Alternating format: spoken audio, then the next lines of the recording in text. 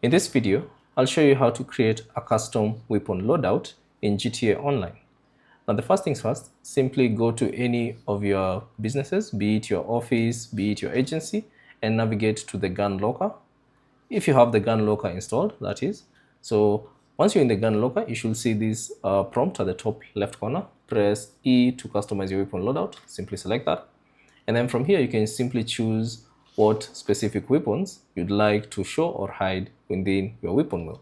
So let's say, for instance, the melee weapons, you can select that and then ensure that you select custom loadout, and then you can decide to show or hide any individual weapon. Or if you want to hide them all, you can simply select hide all, and this will no longer show all the melee weapons. You can repeat the same process for the pistols, the machine guns, the rifles, and the shotgun.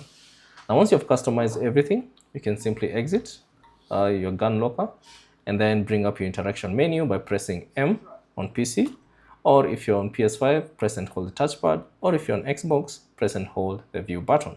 Now from here, scroll down and select health and ammo. Select that, and then you should see now the option enable custom weapon loadout. So if you have already customized it on the gun locker, it will be automatically enabled. But if you want to enable it, you can simply enable that. And now whenever you bring up your weapon wheel, you can see all the weapons that you have chosen to show or hide in that particular weapon wheel. So that's basically it. Thanks for watching, and I'll see you on the next one.